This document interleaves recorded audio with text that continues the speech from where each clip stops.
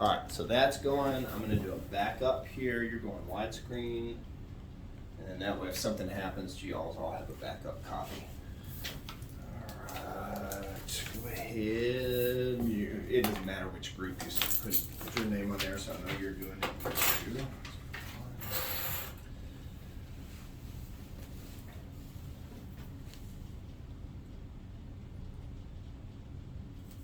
Okay, so on observational learning, we did the fire churn. Fairly complicated, but y'all had elements of that before. So you had a fireboard, you'd seen a spindle, you understood downward pressure, but we added a couple elements to it. For the fire churn, was observational learning enough for your group to complete that task? And why? Or why not? I would say it was like 50-50. So it was enough like we understood the basic concept of how to be able to do it. But when we just needed a little bit more guidance afterwards. We were like, oh yeah, do this, try this, or when we were churning it, and it was like, oh, go higher so you don't pull the stick out. Good. And so that's kind of Bandura's biggest criticism is, yes, it is a component, but it's not the only component. And he was kind of alluding to the fact that observational learning was enough for all people. And it's good for young children, but it's not good for everybody. It is a component, but it is only one part of the process. So then we did reinforcement. We did the whip drill activity. So that was just taking the fire churn. We added a boat element to it so that you could pull it with one hand and then it would retract it. We talked about reinforcement that day. What was reinforcing for that activity? Was it just because you weren't going to have to take the final if you had enough embers? Was it part of it? Was it the feedback you received or the type of feedback? What was reinforcing, or just maybe pure interest? I would go almost a little bit of all three. It was pure interest for us because we enjoy making fires or attempting to make fires, but a lot of it went for not being able to take the final. It was like a big reinforcement for us. All right, let's go. No final. We got to keep doing this. This is how we did it. Good.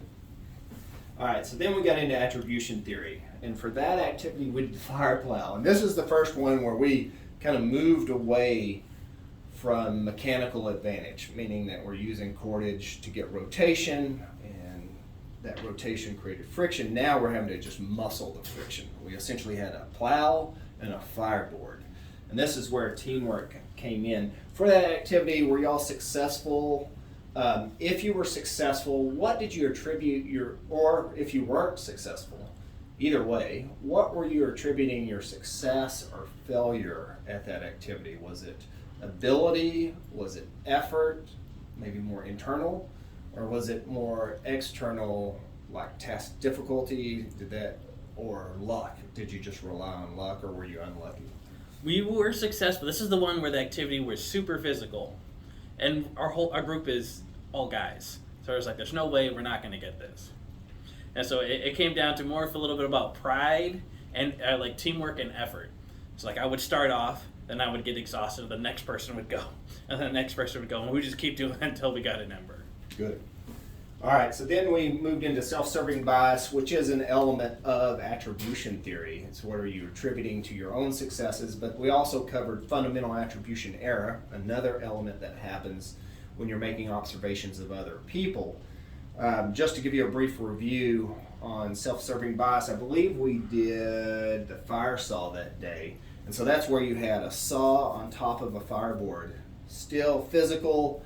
And I asked y'all to make observations about your group's efforts, successes, failures, what are you attributing to those, and also make observations of other groups and what are you attributing to their successes or failures. Reflecting back, what did you attribute to your own success at the fire saw activity? Or if you weren't successful, what do you attribute to your failures? Was that the one where it was like the fireboard had the hole in the top? Yes, and then cotton at the bottom to catch the ember to keep it from falling through, and then you took a piece of yucca that had a wedge in it, and you saw it across the top. Oh, okay. For us, what attributed to our successes, because like I said, this is mainly a physical activity, and as all males, we just refused. We're like, no, all right, if this is physical activity, we can get this. We get this, no problem. it was exhausting, like I said, and it came down to us just kept switching off. As soon as someone was exhausted, all right, you go, next person. And just kept doing that until we eventually got a number. Good. And that's self-serving bias. Like if you're successful, you tend to go internal. All right, we put forth a lot of effort. Yeah. If you fail, people tend to, if they don't know about this, they'll have a bias and say, oh, the task was just so difficult, we couldn't pull it off. And so that's how it works. If you're reviewing yourself, making observations of yourself, fundamental attribution error comes in when you start observing others. Anyway, I really just wanted to cover self-serving bias on that because it's easier to reflect. It's hard to remember what other groups were doing this far away. Then we got into motivation, and we've seen motivation all through the course and continue to see it as we're moving through. We took that fire saw and converted it to a fire sled where we put the wedge on the ground and had somebody stand on it, and then we took a funnel inside of that agave and we slid it back and forth. It was a sled. It is just the inverse, without the cotton, of the fire saw. On that, what was motivating y'all? Was that the one where we're outside? We had to do it on the curb? No, not yet. Okay. Yeah, we're getting close to that. Yeah. No, this is where we were inside, and the ember might form inside the funnel, inside the fireboard, or it could form on the side of that track. I don't know if you remember. It's the same thing as a fire saw. You just flipped it over. And you're essentially taking your fireboard and sliding it up and down the wedge. Some of the embers will form inside that funnel. Oh, okay. Some will form along the edge of that track. They'll fall off into that dust. Oh, for this one, we had a lot more difficult time because it was physical, but it had a little bit of kind of finesse to it because there's a lot of times I put too much strength into it and it would break. I would break the wedge or it'd break the whole thing. What was your motivating force? Was it pure interest? Was it because of the grade and feedback, or was it a little bit of both? Was there some crossover? For that one was pure, so we don't have to take the final. Because we started keeping track, we were looking at other groups and we're like, oh, they haven't been getting embers lately, so we have a better chance of not having to take it. Because at that point, I think we've only missed 2 embers. Good. Awesome. So that was external motivation. So then we got into Yerkes-Dodson law. Now this is where you're talking about the fire thong. This is the one that frustrated. Part of it was because a lot of my resources had been used up. A lot of the, typically you would use rattan on this, so we had to use some Texas resources. For the fire thong, I drew out that bell-shaped curve. And I said, some people are going to be bored. Some people are going to be overstimulated, meaning anxiety, because it's so difficult, task difficulty, so great.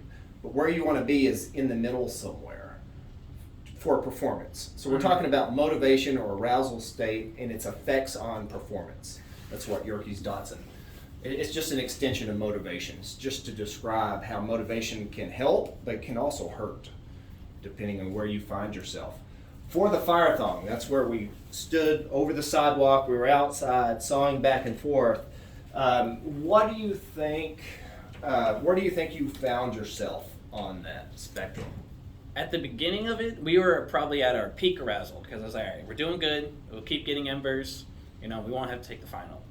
But the task ending up being so difficult, like we couldn't with the bamboo kept breaking, our arousal level dropped. Then we end up switching to the yucca and the wool cord. And so we were pretty excited again. Like we could get smoke.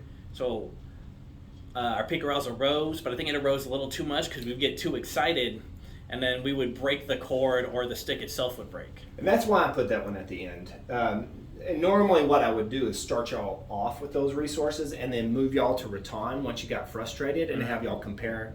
But my rattan had been used up, so I didn't have enough. Another class had used it up, so we didn't get to do that compare-contrast thing. But I put it there specifically because I know this is a frustrating activity if I started off with those resources. All right, so that was really the last of those activities, and then when we moved into Maslow's and self-actualization together, I kind of taught those together because self-actualization is the pinnacle of that. For that activity, for self-actualization, Did those activities help you reach your full potential in class? For this activity, I think they did, because it brought about a lot of different ways of helping us figure things out. Like, oh, this is super exhausting. This was a lot easier, or this was a middle ground. You know, if I had the resources, it would take some time, but it's a cool thing to do. Perfect. That's it. And if y'all want to do like a little conclusion video on your own, you can. I just kind of put it at the bottom just to kind of explain what to talk about. It's not required, but if you want to, it's just kind of a way for y'all to sit down and kind of reflect on what we did. All right, I'm going to turn that off. Yeah,